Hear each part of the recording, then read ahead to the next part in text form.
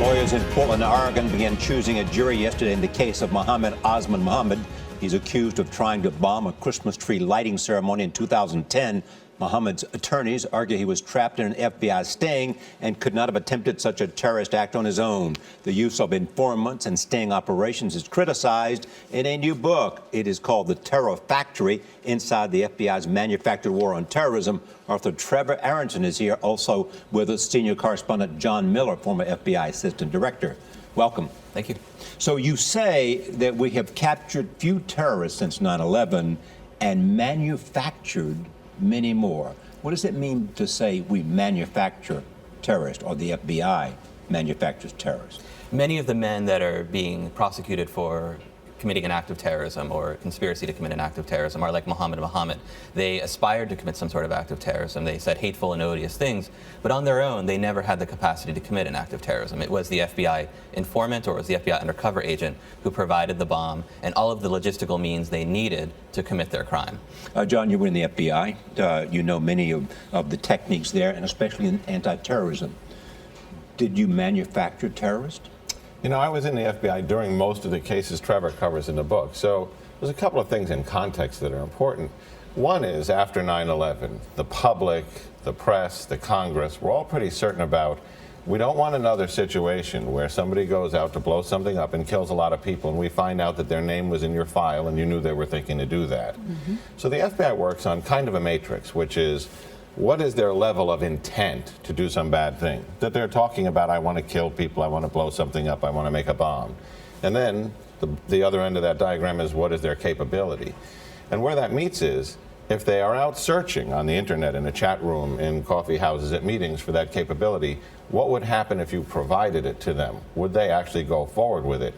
And in these cases, and Trevor won't disagree with this, when the jury sees the videotape of them saying, yes, I could back out, but I don't want to, and then they press the button on the detonator of the big truck bomb in front of the school or the bank or the building that would kill all those people, and then they're arrested, at that point the jury's really not interested in hearing about entrapment because they've seen intent and they've seen it mate capability. And even in the book, Trevor, the FBI agent that you talked to says when the sting is done correctly, they are given multiple times to back out, and they don't. So do the ends justify the means? Well, it's important to realize that in many of these cases, they do offer an opportunity to back out. They say, are you sure you want to do this? But many of the men who are caught up in these sting operations, there are cases where they have been mentally ill, they have been financially desperate. In some cases, the informant offered inducements. In the case of the Newburgh Four, which are four men that were plotting to bomb the synagogues in the Bronx, the informant offered them $250,000. He offered the other man a barber shop if he moved forward in the plot. So there are examples where the FBI says to them, are you sure you want to do this? Do you want to press the button? And they say yes, but there are also other examples where the FBI maybe crosses that line and offers inducements as well. Do I hear you guys agreeing on this? No. No. not even a little bit.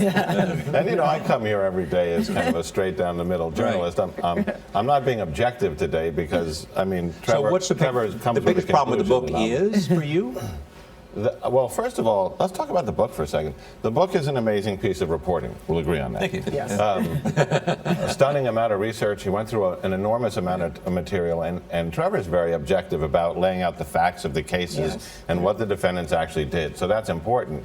I think where we part company is the idea that if you kind of put this to the American public, which is if somebody plots to do that and then they show they're really willing to do it, wouldn't people want that person to be in jail, no matter what their situation was?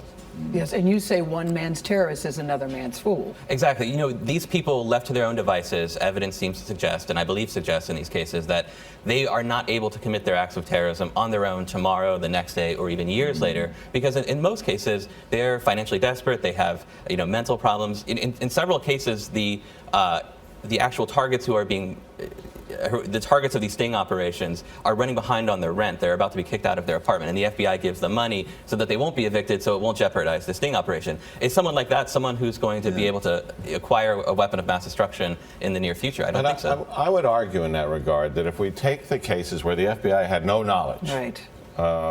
The Zazi case, he was pushing a coffee cart on Wall Street when he decided to put 16 backpack bombs on the subways. Faisal Shahzad, the Times Square bomber, he was no superstar in life. Abdul Muttalib, the underwear bomber, was a misguided loner. Yeah. You could look at any of the people who almost succeeded in killing masses of human beings and said, well, if we'd seen them at first, we would have said he's a loser with no capability.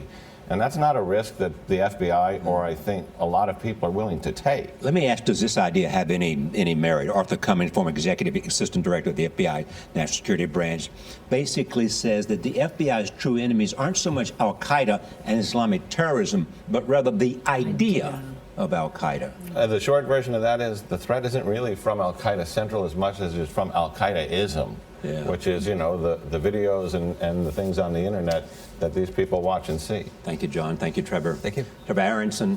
His book is called The Terror Factory. It is on sale now.